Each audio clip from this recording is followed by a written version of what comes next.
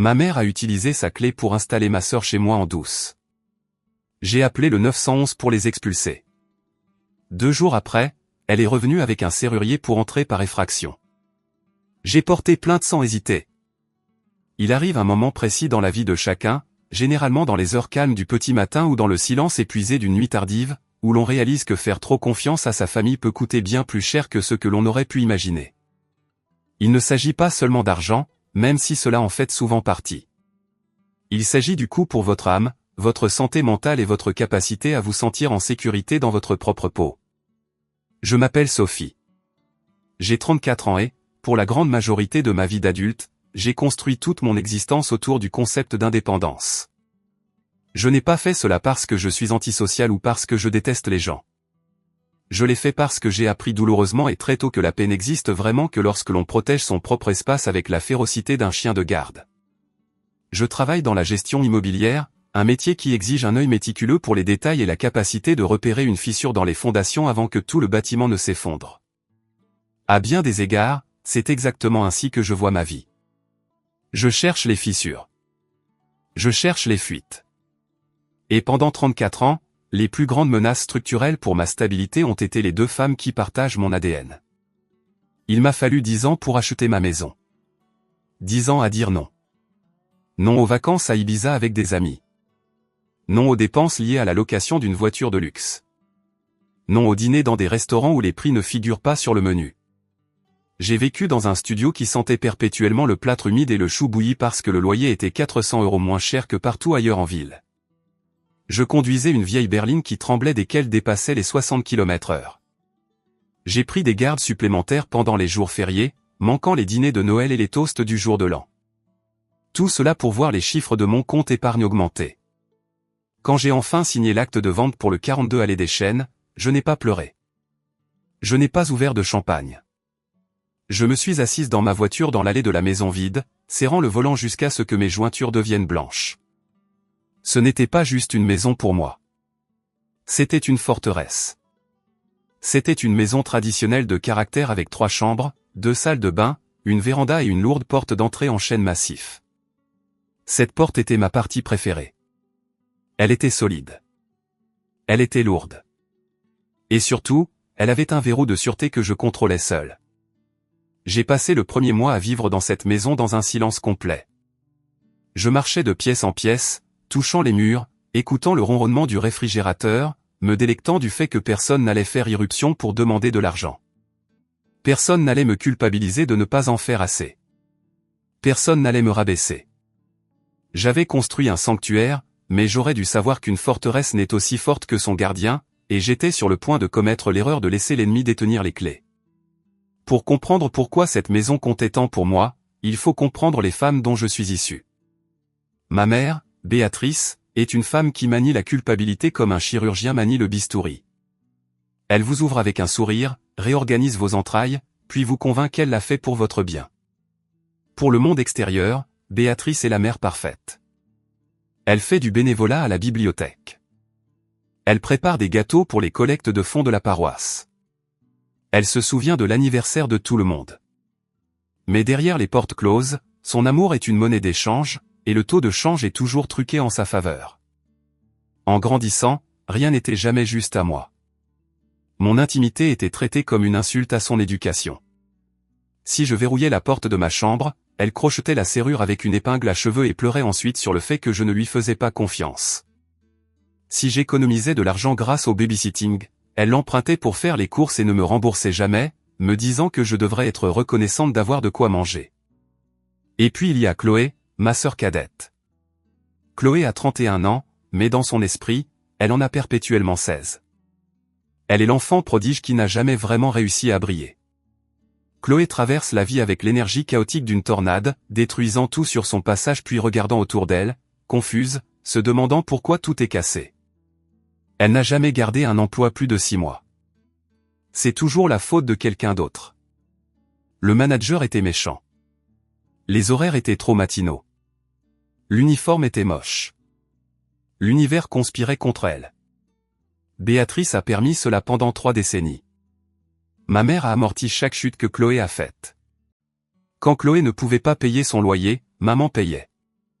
Quand Chloé a été arrêtée pour conduite en état d'ivresse, maman a payé l'avocat. Quand Chloé a voulu se trouver en voyageant en Europe pendant un été, maman a vidé son fonds de retraite pour que cela se réalise. Et où maman puisait-elle l'énergie émotionnelle pour gérer Chloé? Elle l'a puisée en moi. J'étais la batterie sur laquelle elles se branchaient toutes les deux. J'étais la responsable. La forte. Celle qui n'avait pas besoin d'aide. C'est une étiquette solitaire d'être la forte. Cela signifie que personne ne vous demande jamais si vous allez bien parce qu'il suppose que c'est le cas. Cela signifie qu'on attend de vous que vous portiez le fardeau sans vous plaindre. Quand j'ai acheté la maison, la dynamique a changé. Je l'ai vu dans leurs yeux la première fois qu'elles sont venues dîner. Béatrice n'a pas regardé les moulures ou le parquet avec fierté. Elle les a regardés avec calcul. Elle a traversé le salon, passant sa main sur le dossier de mon nouveau canapé, et a dit « C'est beaucoup d'espace pour une seule personne, n'est-ce pas, Sophie ?» Un peu égoïste, tu ne trouves pas? Chloé était pire. Elle s'est affalée sur mon tapis, faisant défiler son téléphone, et a dit « Ça doit être sympa d'être riche. Je peux à peine me payer des cigarettes. » Je voulais hurler. Je voulais sortir mes relevés bancaires et leur montrer les 10 années d'heures supplémentaires. Je voulais leur montrer les repas sautés, mais je savais que cela n'aurait aucune importance. Dans leur récit, j'étais la chanceuse et elles étaient les victimes. Et dans leur esprit, les victimes ont droit à une compensation. La décision de donner un double des clés à ma mère n'a pas été prise à la légère. En fait, cela m'a empêché de dormir pendant 3 nuits d'affilée. Mais je suis une femme célibataire vivant seule. Je regarde des documentaires sur des crimes réels. Je sais que les accidents arrivent.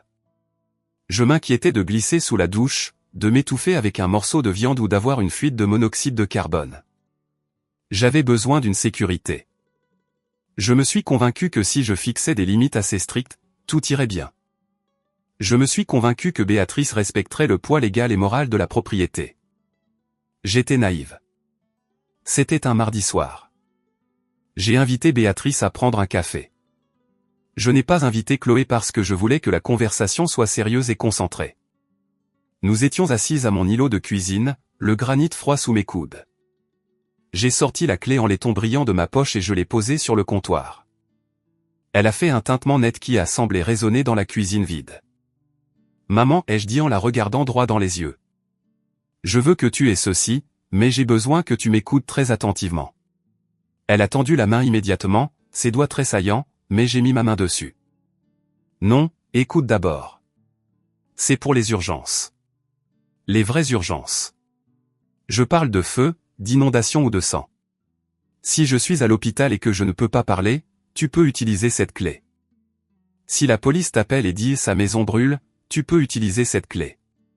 J'ai pris une inspiration et me suis penché plus près. Ce n'est pas pour passer à l'improviste. Ce n'est pas pour arroser mes plantes. Ce n'est pas pour laisser entrer Chloé pour utiliser ma machine à laver parce qu'elle n'a plus de pièces. Tu comprends? Si tu utilises cette clé pour autre chose qu'une urgence vitale, je la reprendrai et je changerai les serrures.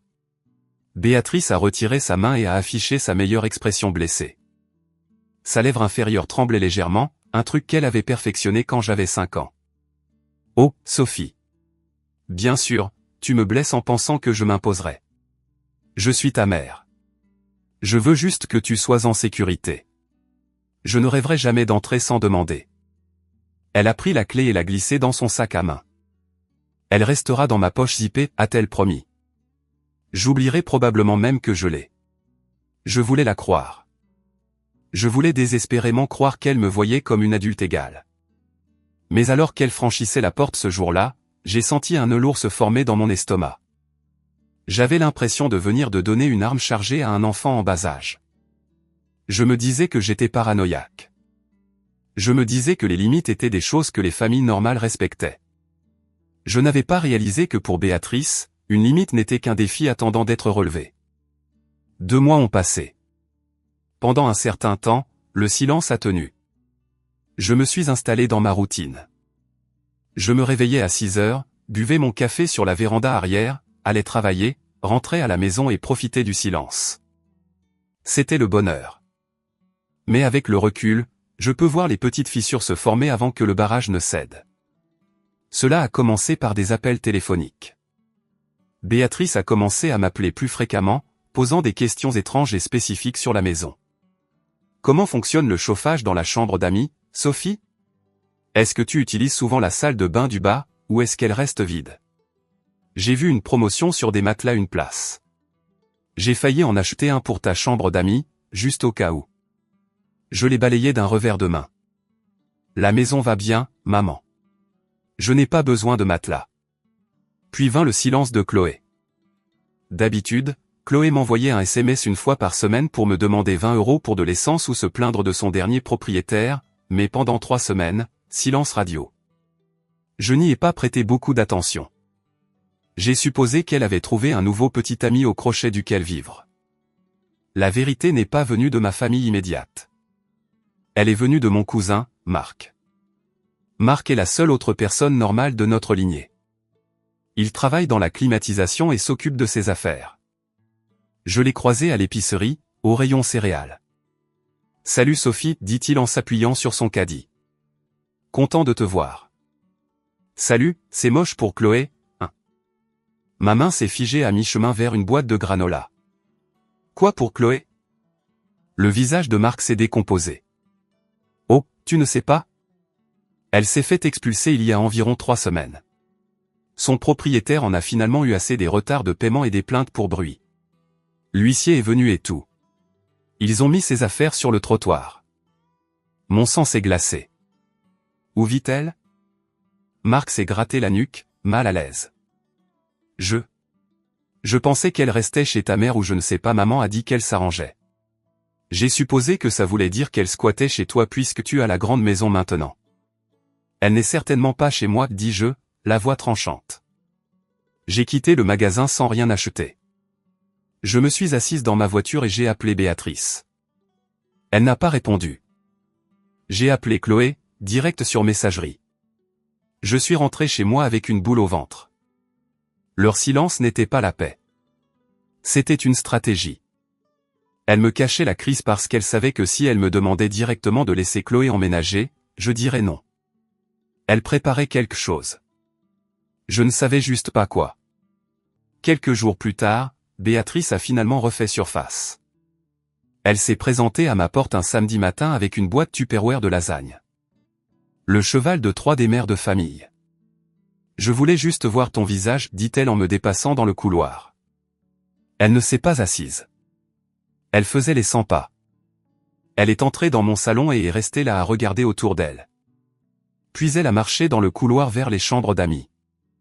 Je l'ai suivie, me sentant comme un agent de sécurité dans ma propre maison. Elle a ouvert la porte de la plus grande chambre d'amis, celle que j'avais aménagée en bureau à domicile. Elle a fixé mon bureau, mes écrans, ma bibliothèque organisée. « Tu ne dors pas vraiment ici, n'est-ce pas ?» demanda-t-elle. « C'est mon bureau, maman. Je travaille ici. »« Mais c'est une chambre » a-t-elle corrigé. « Il y a un placard. Il y a une fenêtre. C'est du gâchis d'avoir juste des papiers ici. » Elle s'est tournée vers moi, les yeux humides de cette tristesse manipulatrice et répétée. « Tu sais, Sophie, il y a des gens, de la famille, qui tueraient pour une chambre aussi belle. C'est dur de te voir vivre comme une reine alors que d'autres souffrent. Si tu parles de Chloé, dis-je en allant droit au but, Marc m'a dit qu'elle s'était fait expulser. Pourquoi tu ne me l'as pas dit ? Béatrice a tressailli, mais elle s'est vite reprise. C'est embarrassant, Sophie. Elle essaie de se remettre sur pied. Elle a juste besoin d'une pause. Un endroit sûr pour atterrir. Elle peut atterrir chez toi, dis-je fermement. Ma maison est petite, a claqué Béatrice. J'ai les vieilles affaires de ton père partout. Tu as 3 chambres vides. 3.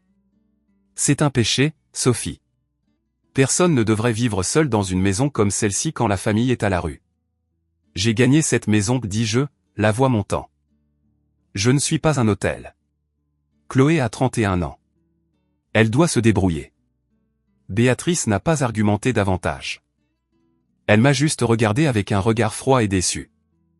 J'espère que tu n'auras jamais besoin d'aide, Sophie, parce que tu ne sais clairement pas comment en donner. Elle a laissé les lasagnes sur le comptoir. Je les ai jetées à la poubelle à la seconde où elle a franchi la porte. J'avais l'impression que c'était du poison. Je pensais que c'était la fin de l'histoire. Je pensais avoir tracé la ligne. Je n'avais pas réalisé qu'en refusant d'ouvrir la porte, je venais de les encourager à utiliser la clé. 2 semaines plus tard, mon patron m'a appelé dans son bureau. Nous avions une acquisition massive de portefeuilles dans une région voisine, un complexe d'immeubles d'appartements qui nécessitait une évaluation structurelle et financière complète. Il avait besoin que j'y aille pendant 5 jours. Je sais que c'est un peu court, a-t-il dit. Mais tu es la seule à qui je fais confiance avec ce niveau de détail. Normalement, j'adore ces voyages. J'aime les hôtels, le défraiement pour la nourriture, la concentration.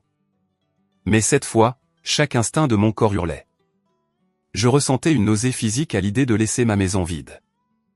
C'était irrationnel, me disais-je. J'avais des caméras, bien qu'il ne s'agisse que de capteurs de mouvement de base à l'époque, pas les flux en direct que j'aurais dû installer. J'avais des serrures. J'avais la police en numérotation rapide. J'ai accepté la mission parce que j'avais besoin de la prime pour payer un nouveau chauffe-eau. J'ai fait mes valises avec un sentiment d'effroi. Avant de partir, j'ai fait le tour de la maison et vérifié chaque fenêtre. J'ai mis un morceau de scotch transparent au bas du cadre de la porte d'entrée, un vieux truc appris dans un film d'espionnage. Si la porte était ouverte, le scotch serait cassé ou décollé. J'ai conduit 4 heures jusqu'au site. Le travail était exténuant. Je passais 12 heures par jour à marcher dans des appartements délabrés, prenant des notes sur les dégâts des eaux et le câblage défectueux. Mais mon esprit était toujours à la maison. La 3e nuit, je n'arrivais pas à dormir. J'étais allongé dans le lit d'hôtel à fixer le ventilateur de plafond. J'ai fait ce cauchemar vivace où je rentrais chez moi et les murs étaient peints en rose fluo et Chloé portait mes vêtements. Je me suis réveillé à 3 heures du matin en nage. L'anxiété était un poids physique sur ma poitrine. Je ne pouvais pas rester. Je me fichais du défraiement. Je me fichais du dernier jour d'inspection. Je pouvais finir le rapport à distance. J'ai fait ma valise en 10 minutes. J'ai quitté l'hôtel à 3h30 du matin. Le réceptionniste de nuit m'a regardé comme si j'étais folle, mais je lui ai juste rendu la carte clé et j'ai couru à ma voiture.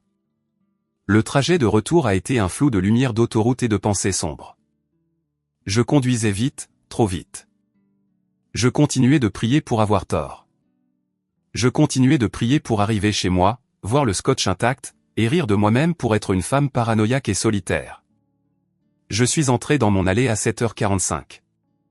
Le soleil se levait à peine. Le quartier était calme. Ma maison avait l'air normal de l'extérieur. Les rideaux étaient tirés.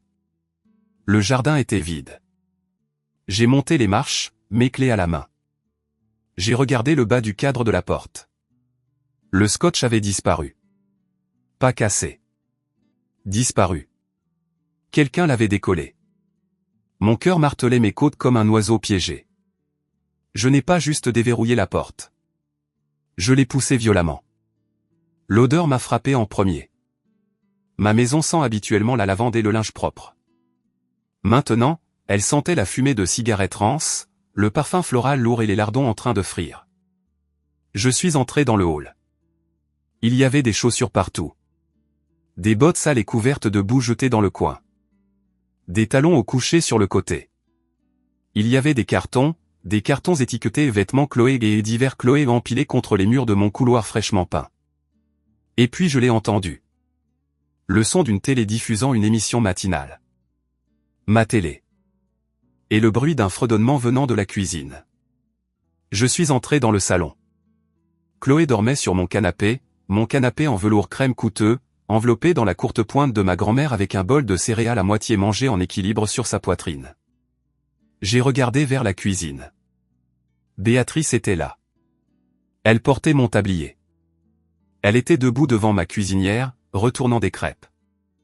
Elle a levé les yeux, m'a vu debout là dans mes vêtements de voyage, et n'a même pas tressailli. Oh, dit-elle, semblant légèrement agacée. Pendant 10 secondes entières, mon cerveau a refusé de traiter l'information visuelle. C'était comme regarder un bug dans la matrice, ma mère cuisinant dans ma cuisine, ma sœur bavant sur mon canapé, ma maison remplie de leur bazar.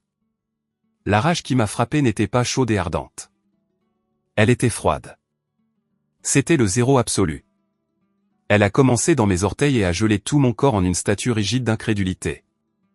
Qu'est-ce que vous faites, ai-je chuchoté. Ma voix s'est brisée. Chloé a remué sur le canapé. Elle a gémi, s'est étirée et a renversé le bol de céréales sur le sol. Le lait a éclaboussé mon tapis. Le tapis pour lequel j'avais économisé pendant 3 mois. Arg, marmonna Chloé en s'essuyant la bouche. Maman, le petit-déj est prêt? Oh, salut Sophie. Salut, Sophie, ai-je répété. C'est tout ce que tu as à dire. Tu es dans ma maison. Tu dors sur mon canapé. Tu as renversé du lait sur mon tapis. Béatrice s'est essuyé les mains sur le tablier. Mon tablier. Et a contourné l'îlot. Sophie, calme-toi. C'est juste un peu de lait. On va nettoyer. Pourquoi es-tu rentrée si tôt? Tu as gâché la surprise. La surprise. J'ai ri, un son dur et saccadé. La surprise, c'est que je me fais cambrioler par ma propre famille. Nous ne sommes pas des cambrioleurs, a dit Béatrice, sa voix tombant dans ce ton professoral dangereux. Je t'ai dit, ai-je dit, ma voix tremblant maintenant. Je t'ai dit que la clé était pour des urgences de vie ou de mort. Ce n'est pas une urgence. C'est un emménagement. Regarde ces cartons. Tu ne l'as pas juste amené ici pour la nuit. Tu l'as fait emménager. Chloé s'est assise, tirant la courte pointe plus serrée autour d'elle. Mon Dieu, tu es tellement dramatique. C'est juste pour quelques semaines jusqu'à ce que je me remette sur pied. Pourquoi tu dois être une telle connasse pour tout? Quelques semaines? J'ai marché vers la pile de cartons dans le couloir. Manteau d'hiver Chloé. Album de lycée Chloé. Ustensiles de cuisine Chloé. Tu as apporté tes albums de lycée, dis-je en me retournant vers elle. On n'apporte pas ces albums de lycée pour un séjour temporaire. Tu plantes tes racines. Maman a dit que c'était réglé. A crié Chloé en pointant Béatrice du doigt. Elle a dit que ça ne te dérangerait pas. Elle a dit que tu étais seule et que tu voulais de la compagnie. Et regardez Béatrice. Elle se tenait droite, menton levé, non repentante. J'ai fait ce qu'une mère doit faire. J'ai réglé le problème. Tu as l'espace. Elle a le besoin. C'est la chose chrétienne à faire. Maintenant assieds-toi et prends des crêpes. Nous pourrons discuter du loyer, ou de son absence, plus tard. L'audace était époustouflante. Elle ne demandait pas. Elle ordonnait. Elle avait pris une décision concernant ma propriété, ma vie et mon sanctuaire.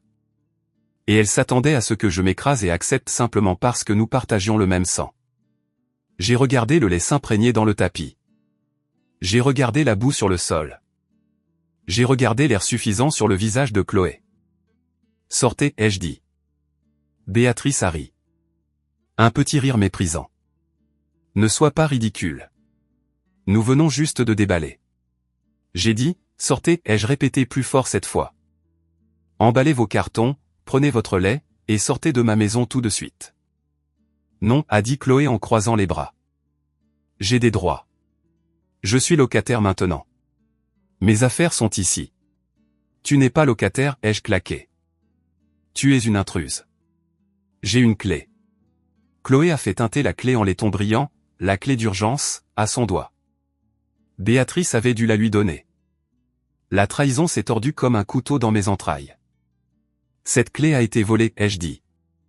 J'ai sorti mon téléphone de ma poche, mes mains étaient stables maintenant. La rage froide avait pris le dessus complètement. Qui appelles-tu? Demanda Béatrice, ses yeux se plissant. N'ose pas appeler ton père. Il ne prendra pas ton parti. Je n'appelle pas papa, dis-je en tapant les 2 chiffres qui changeraient notre relation pour toujours. J'appelle la police. La voix de l'opérateur était calme dans mon oreille, un contraste frappant avec le martèlement chaotique de mon cœur. Police secours, quelle est votre urgence? J'ai des intrus chez moi, dis-je, les yeux rivés sur Béatrice. Je suis la propriétaire. J'étais en voyage d'affaires et je suis revenu pour trouver 2 personnes à l'intérieur de ma maison qui refusent de partir. Béatrice s'est jetée en avant, sa main cherchant le téléphone. Sophie, arrête ça. Raccroche. Tu nous fais honte. J'ai fait un pas en arrière, esquivant sa main. L'adresse est 42 allée des Chênes. Je m'appelle Sophie, nom de famille. Les intrus sont ma mère et ma sœur. Elles ne vivent pas ici. Elles n'ont pas de bail. Je veux qu'elles soient expulsées. Des agents sont en route, madame, a dit l'opérateur. Êtes-vous en danger immédiat? Y a-t-il des armes? Pas d'armes, dis-je en regardant Chloé ramasser un vase en céramique sur ma table d'appoint, un vase que j'avais acheté au Portugal, et le soupeser dans sa main comme une grenade. Mais la situation est volatile. J'ai raccroché le téléphone et je suis resté sur mes positions. Le silence qui a suivi était lourd et étouffant. Béatrice me fixait, la poitrine haletante. Le masque de la mère sainte avait glissé, révélant la femme terrifiée et dominatrice en dessous. Tu vas regretter ça, siffla-t-elle. Appeler la police sur ton propre sang pour une maison. Tu es une fille froide et sans cœur. J'ai échoué à t'élever. Tu ne m'as pas élevé, dis-je, la voix étonnamment stable. Tu m'as géré. Et maintenant tu essaies de me voler. On ne te vole pas, a crié Chloé, reposant le vase sur la table. Il a vacillé mais ne s'est pas cassé. On avait juste besoin d'un endroit où crécher. Pourquoi tu dois être une telle psychopathe? Parce que vous n'avez pas demandé, dis-je. Parce que vous avez attendu que je sois parti. Parce que vous avez décollé le scotch de ma porte et déballé votre vie dans mon couloir. Ce n'est pas crécher, Chloé. C'est une invasion. Nous sommes restés là pendant 12 minutes. 12 minutes de Béatrice faisant les 100 pas, marmonnant à quel point j'étais ingrate, énumérant chaque sacrifice qu'elle avait jamais fait, chaque couche qu'elle avait changée. 12 minutes de Chloé mangeant les céréales sèches directement dans la boîte avec ses doigts, me fusillant du regard avec une haine pure. Je n'ai pas parlé. Je n'ai pas réagi. J'ai juste attendu près de la porte, la main sur le verrou, attendant que la loi arrive. Quand la voiture de police est entrée dans l'allée, les gyrophares se sont reflétés sur les murs du salon. Béatrice est devenue pâle. Je pense que jusqu'à ce moment-là, elle pensait que je bluffais. Elle pensait que je rappellerais pour annuler. Elle pensait qu'elle pouvait me brimer jusqu'à la soumission comme elle l'avait toujours fait. 2 agents ont remonté l'allée. L'un était un homme plus âgé avec une moustache grisonnante, l'agent Durand. L'autre était plus jeune, plus vif, l'agent Lefebvre. J'ai ouvert la porte avant qu'il ne puisse frapper. Je suis la propriétaire, dis-je en tendant ma carte d'identité et l'acte de propriété de la maison, que je gardais dans un coffre ignifugé que j'avais saisi immédiatement en entrant. Ces 2 femmes se sont introduites chez moi et refusent de partir. Béatrice est immédiatement passée en mode performance. Elle a lissé ses cheveux, affiché un sourire tremblant et s'est avancée. Messieurs les agents, je suis tellement désolé que ma fille vous ait dérangé. Tout ceci est un terrible malentendu. Je suis sa mère. Nous sommes juste en visite. Elle fait une crise de nerfs. Elle est très stressée par le travail. L'agent Durand m'a regardé, puis a regardé Béatrice. Madame, est-ce que votre fille vit ici? Oui, a menti Béatrice sans effort. Nous restons toutes ici par intermittence. C'est un mensonge, dis-je en la coupant. Je vis ici seul. Regardez la carte d'identité. Regardez les factures de service public. J'ai pointé la pile de courrier sur le comptoir que Chloé avait poussé sur le côté. Tout est à mon nom. Chloé a été expulsée de son appartement à adresse précédente. Elle n'a pas de courrier ici. Elle n'a pas de clé autre que celle que ma mère m'a volée. L'agent Lefebvre a regardé les cartons dans le couloir. Si vous êtes juste en visite, pourquoi y a-t-il des cartons de déménagement? Béatrice a bafouillé. Eh bien, nous stockions juste quelques affaires pour elle. Madame, a dit l'agent Durand, sa voix descendant d'une octave. Avez-vous un bail? Avez-vous un courrier avec votre nom et cette adresse? Je suis sa mère, a crié Béatrice, perdant son sang-froid. Je n'ai pas besoin d'un bail pour être dans la maison de ma fille. En fait, si, a dit calmement l'agent Durand. Si la propriétaire vous demande de partir et que vous ne vivez pas ici, c'est une violation de domicile. Maintenant, elle veut que vous sortiez. Donc vous avez 2 choix. Vous pouvez emballer vos effets personnels et partir volontairement tout de suite, ou nous pouvons vous arrêter pour violation de domicile. Le mot arrêter a flotté dans l'air. Chloé a laissé tomber la boîte de céréales. Béatrice a regardé l'agent puis moi, les yeux écarquillés par le choc. Elle attendait que je craque. Elle attendait que je dise « C'est bon, messieurs. Laissez-les rester ». Je l'ai regardé droit dans les yeux et je n'ai rien dit. « Bien » a craché Béatrice. « Bien, nous partons. Viens, Chloé. Nous ne sommes pas désirés là où il n'y a pas d'amour. » Les 20 minutes suivantes ont été un flou de mouvements chaotiques. Sous la surveillance des policiers, elles ont frénétiquement jeté leurs vêtements dans les cartons. Elles ont traîné les sacs jusqu'à la petite berline de Béatrice. Chloé pleurait bruyamment, des sanglots théâtraux, gémissant qu'elle allait mourir de froid. Il faisait 15 degrés dehors. Quand le dernier carton a été sorti, l'agent Durand s'est tourné vers moi. « Voulez-vous récupérer la clé ?» « Oui, dis-je. » Béatrice a fouillé dans son sac pour sortir la clé et l'a jetée par terre à mes pieds. « J'espère que tu pourriras dans cette grande maison vide, Sophie. Ne m'appelle pas quand tu seras seule. Tu es morte pour nous. Au revoir, maman, dis-je. » J'ai verrouillé la porte. Je les ai regardés partir. Puis j'ai glissé le long du mur et je me suis assise par terre en tremblant. Je n'étais pas triste. J'étais soulagé. Mais je savais aussi au fond de moi qu'une femme comme Béatrice n'accepte pas la défaite sans réagir. Les 48 heures suivantes ont été une guerre psychologique menée en silence. Je n'ai pas quitté la maison.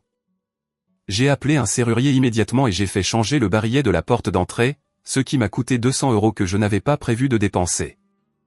J'ai passé le reste du temps à nettoyer. J'ai récuré la cuisine où Béatrice avait cuisiné. J'ai passé l'aspirateur sur le tapis où Chloé avait renversé du lait. Je voulais effacer leur odeur de mon sanctuaire. Mais mon téléphone explosait. Pas d'elle, mais des singes volants. Mes tantes, mes cousins, sauf Marc. Même une vieille voisine que je n'avais pas vue depuis des années. Comment as-tu pu faire ça à ta mère? Chloé, c'est la famille. Tu as 3 chambres. Tu es égoïste et cruel.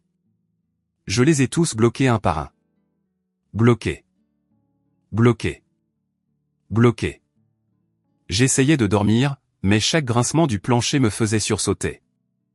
Je continuais de vérifier l'application de sécurité sur mon téléphone. J'avais mis à niveau mon système le matin suivant l'incident, ajoutant un enregistrement en direct et des alertes de mouvement à chaque point d'entrée. Je me sentais comme un soldat dans un bunker attendant la deuxième vague d'attaque. Je connaissais Béatrice. Elle n'acceptait pas le non. Elle voyait les limites comme des insultes personnelles qui devaient être vengées. La deuxième nuit, le silence semblait différent. Il était lourd, épais. Je suis allé me coucher à minuit avec une batte de baseball à côté de ma table de nuit. Je me disais que j'étais paranoïaque. Je me disais que c'était fini. J'avais tort. Je me suis réveillé à 2h14 du matin. Je n'ai pas entendu de fracas. Je n'ai pas entendu de cris. J'ai entendu un son qui était infiniment plus terrifiant à cause de son calme. Gratte. Gratte. Clic. C'était le bruit du métal sur le métal. Le bruit d'un barillet manipulé. Je suis resté figé une seconde, mon souffle bloqué dans ma gorge. Puis l'adrénaline a pris le dessus. J'ai saisi mon téléphone et ouvert l'application de sécurité sans allumer la lampe de chevet. La lumière bleue de l'écran a illuminé la terreur sur mon visage. Le flux de la caméra de la porte d'entrée s'est chargé. Et elle était là, Béatrice. Elle se tenait sur mon porche sous le couvert de l'obscurité. Elle n'était pas maniaque ou hurlante. Elle était calme. Elle portait un trench coat et tenait une lampe de poche. Et agenouillé à côté d'elle se trouvait un homme en bleu de travail. Il avait une boîte à outils ouverte. Il crochetait ma serrure. Mon cerveau n'arrivait pas à comprendre l'audace. Elle avait engagé un serrurier. J'ai zoomé sur la vidéo. Je pouvais entendre leur voix étouffée par le microphone de la caméra. « Vous êtes sûr que c'est bon, madame ?» a demandé l'homme. « Oh, oui » a chuchoté Béatrice, sa voix douce et confiante. « Ma fille est partie et j'ai perdu le double des clés qu'elle m'a données. Je dois entrer pour nourrir ses chats. J'ai ma carte d'identité juste ici. » Elle mentait à un professionnel pour entrer par effraction chez moi au milieu de la nuit. Elle ne franchissait pas simplement une limite. Elle commettait un délit grave. Elle regardait la porte avec un sentiment de propriété qui me retournait l'estomac. Elle n'avait pas peur de se faire prendre. Elle croyait qu'elle était au-dessus des lois parce qu'elle était maman. Je regardais l'homme travailler. Il était doué. La serrure, la nouvelle serrure que je venais de payer, cédait. Presque bon, chuchota Théil. Je n'ai pas crié. Je n'ai pas couru en bas pour frapper à la porte. Je savais que si j'ouvrais cette porte, elle me bousculerait. Elle me ferait douter de ma santé mentale.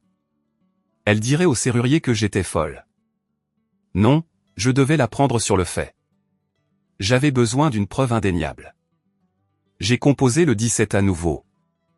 Mes doigts connaissaient le chemin maintenant. C'est Sophie, nom de famille, au 42 allée des Chênes, elle chuchotait, glissant hors du lit et m'accroupissant sur le sol. J'ai une intrusion en cours. Il y a 2 personnes à ma porte d'entrée en train de crocheter la serrure. Sont-elles connues de vous? A demandé l'opérateur. Oui, dis-je, ma voix tremblant d'un mélange de peur et de rage. C'est ma mère et un serrurier qu'elle a engagé sous de faux prétextes. Elle a été expulsée de cette propriété par la police il y a 2 jours. Des agents sont dépêchés. Restez dans une pièce sûre. Je suis resté sur le sol à regarder le flux de la caméra. Clic. C'est bon. Le serrurier a dit. Il s'est levé et a tourné la poignée. La porte s'est ouverte. Mon cœur s'est arrêté. Béatrice est entrée dans mon hall. Elle n'a pas appelé mon nom. Elle n'a pas allumé les lumières.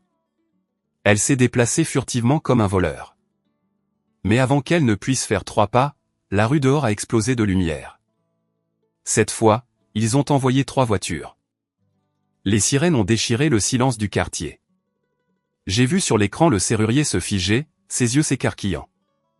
Béatrice s'est retournée, levant les mains pour protéger ses yeux du projecteur. Police, main en l'air. À terre. Le cri a été amplifié par un mégaphone. Le serrurier s'est mis à genoux immédiatement, les mains derrière la tête. Il connaissait la procédure. Il a réalisé qu'il avait été dupé. Béatrice a hésité. Elle se tenait dans mon embrasure de porte, indignée. Je suis sa mère. A-t-elle crié aux lumières aveuglantes. J'ai le droit.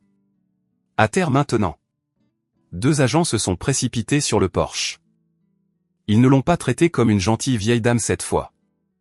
Ils l'ont traitée comme une suspecte de cambriolage. Ils lui ont saisi les bras, l'ont fait pivoter et l'ont forcé à se mettre à genoux. J'ai entendu le cliquetis métallique distinct des menottes. Je suis descendu. Puis j'ai allumé la lumière du couloir. Je me tenais en haut des escaliers de l'entrée, les regardant en bas. Le serrurier avait l'air terrifié. Elle m'a dit qu'elle avait la permission. Elle m'a montré une carte d'identité avec le même nom de famille. Béatrice a levé les yeux vers moi depuis le sol, son visage pressé contre mon paillasson. Ses cheveux étaient en désordre. Son manteau était tordu. Mais ses yeux brûlaient encore de défi.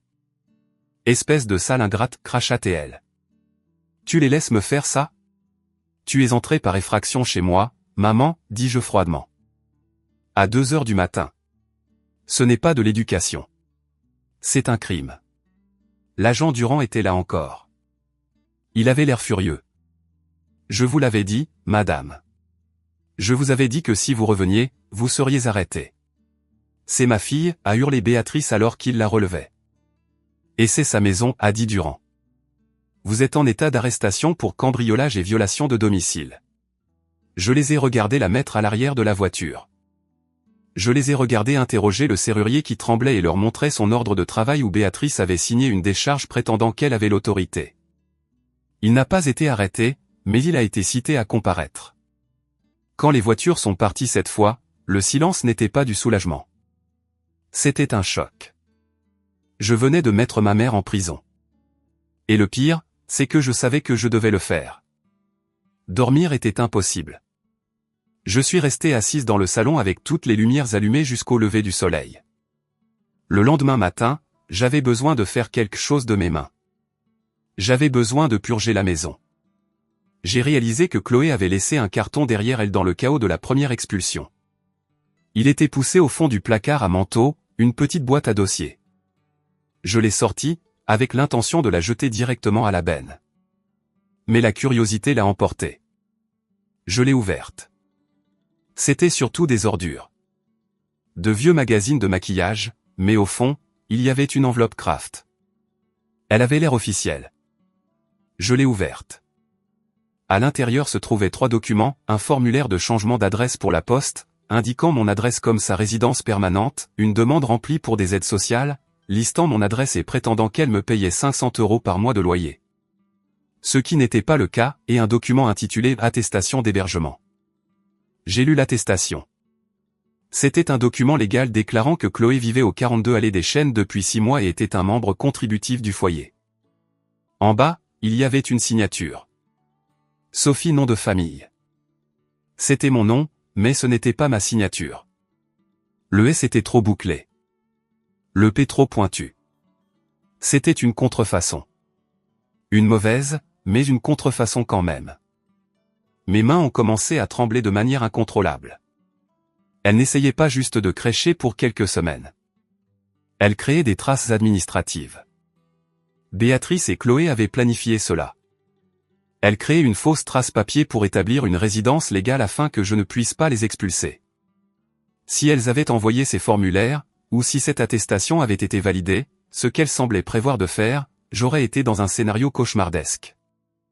Si j'avais essayé de les mettre dehors, elles auraient pu montrer cela à la police et dire « Regardez, nous avons un bail. Nous payons un loyer. » La police aurait dit « Désolé, c'est une affaire civile. » Et les aurait laissés dans ma maison. J'aurais dû passer 6 mois à me battre au tribunal pour les sortir de ma propre chambre d'amis. Ce n'était pas juste une violation de limite. C'était de la fraude. C'était une tentative calculée de voler mes droits de propriété. J'ai fixé la fausse signature. Toute culpabilité persistante que j'avais au sujet de l'arrestation s'est évaporée instantanément. Elles ne m'aimaient pas. Elles me voyaient comme un organisme hôte.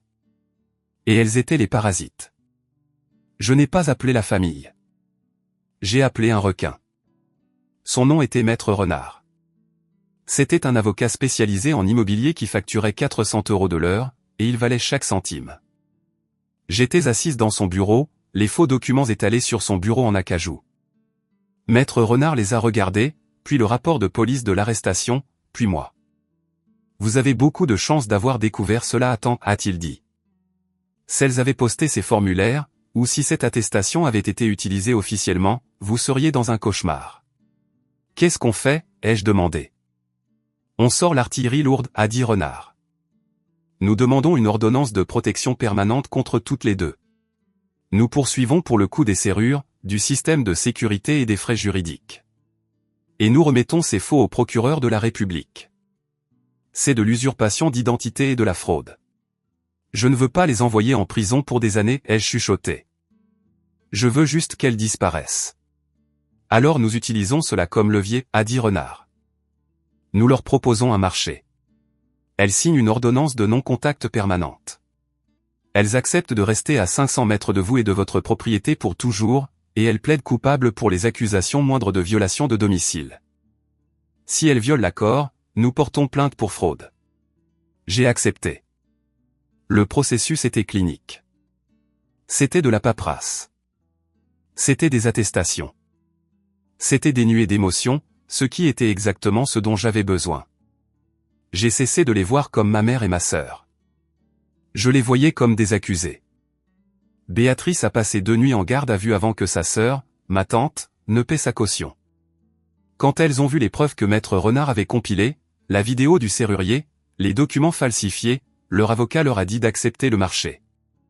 Il n'y a pas eu de procès, juste une audience. Je n'y suis pas allé. Maître Renard y est allé pour moi. Béatrice a reçu 2 ans de mise à l'épreuve et une ordonnance restrictive permanente.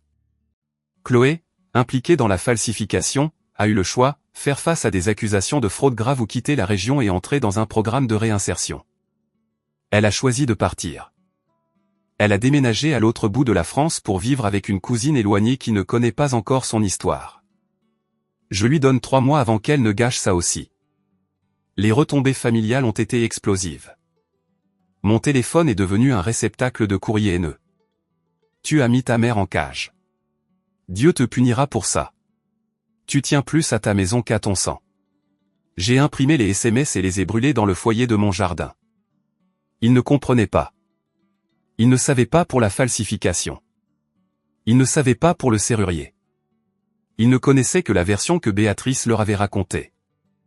La version où j'étais la méchante et elle la martyre. Je n'ai pas essayé de les corriger.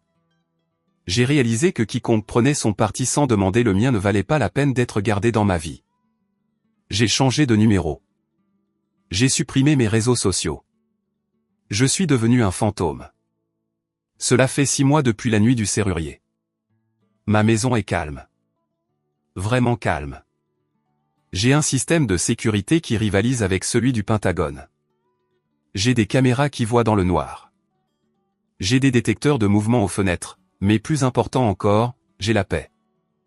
Je me réveille le samedi et je bois mon café en silence. Personne ne frappe à la porte. Personne ne demande de l'argent. Personne ne me dit que je suis égoïste d'exister. J'ai transformé la chambre d'amis, celle que Béatrice voulait pour Chloé, en bibliothèque. J'ai rempli les murs de livres. J'ai mis un grand fauteuil confortable dans le coin. C'est ma pièce préférée dans la maison. Parfois, je ressens une pointe de tristesse. Je pleure la mère que je voulais, pas celle que j'ai eue. Je pleure la sororité que je n'ai jamais pu expérimenter. Mais ensuite je me souviens du bruit de ce crochetage à 2 heures du matin. Je me souviens de la fausse signature. Je me suis sauvé. J'ai protégé mon sanctuaire. Et j'ai appris la leçon la plus importante de toutes. La famille, ce n'est pas le sang qui coule dans vos veines. C'est qui respecte votre sang assez pour ne pas le faire couler. No tengo, quizás polvo. O sea, pero de que nada así que digas es que es excesivamente peligroso. Que aún así, o sea, si se come polvo luego se vomitan, ¿no? Pero, o sea, de que tal vez nada excesivamente peligroso. Pero... Pero pues sí, cosas que no quiero que se coman. Eh, Cosas que no quiero, pero los cables, me da miedo que me muerdan los cables y me los vayan a romper. Y aparte, si estoy editando, o si estoy jugando, o si estoy haciendo cualquier cosa así, ya saben que pues, pues que luego me concentro mucho en una cosa y como que pierdo noción de todo lo demás que estoy haciendo. Entonces soy capaz de que me pongo a editar y se me pasan las horas, ya cuando veo pasaron 3 4 horas y ya me destruyeron medio cuarto y no me di cuenta. Porque soy capaz. Eh, entonces, pues eso, básicamente por eso es que no, básicamente es por eso que no me puse a editar ni nada. ¿Me recomiendas el Crime Scene Cleaner? ¿No lo has jugado? Pensé que ya lo habías jugado. Pero pues sí. No está. No creo que esté a nivel de Power Wash, por ejemplo. Pero es que Power Wash es un juegazo, la verdad. Pero creo que está bastante bien. Creo que está bastante. Está entretenido. Creo que no lo acabé, porque como lo tenía en Game Pass y me puse a hacer otras cosas, creo que al final no lo acabé. Eso sí. Tendría que decir. Pero de lo que lo jugué, según yo, estaba bastante bien.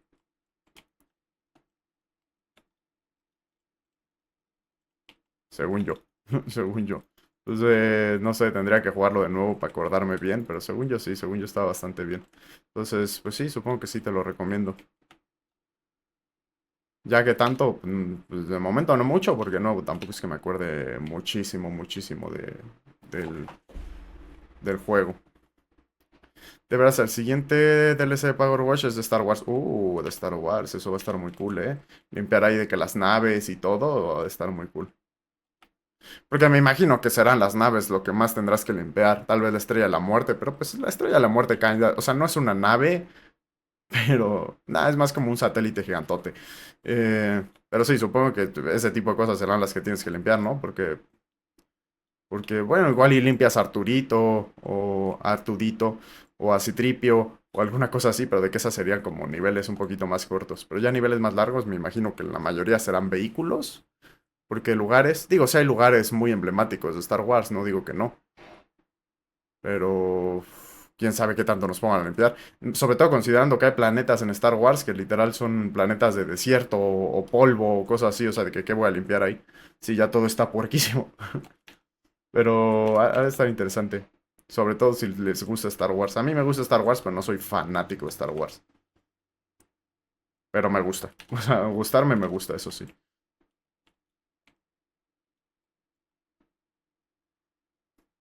Sale en junio o julio. Junio o julio. Pues ya no falta tantísimo, ¿no? Ya estamos que en mayo, sí. 1 de mayo. Depende, si sale en junio falta un mes, si sale en julio faltan 2 meses, pero de todos modos no es mucho. Yo nunca he visto Star Wars, solo conozco a Chewbacca. ¿No has visto Star Wars? Pues te lo recomendaría, pero quién sabe si te vaya a gustar. Siento que es una cosa que a mucha gente le gusta muchísimo, pero también entiendo que hay mucha gente a la que tal vez no le gusta, pues, si no te gusta mucho el sci-fi, eh, o como el espacio y todo ese tipo de cosas, igual y no te termina de encantar.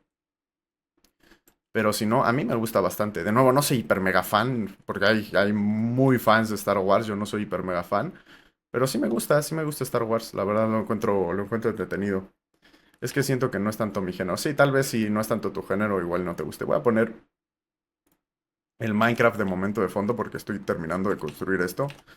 Pero... Pero chance cambiamos ahorita y nos vamos a hacer otra cosa. Ah,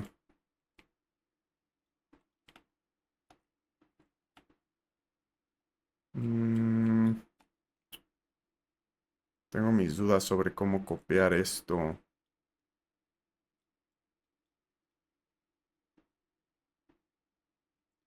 ¿Descargaste los powers? Sí, lo único que no hice fue lo de las recompensas estas que me pediste el ejercicio, pero los powers sí los recargué. Es que ya ese día, como llegué mucho más tarde de lo que pensé, la verdad llegué muerto, te digo que llegué a dormir. Pero bueno, los powers sí los descargué porque literal prendí la computadora, los puse a descargar y mientras... Bueno, llegué a comer, pero mientras estaba comiendo me puse a ver algo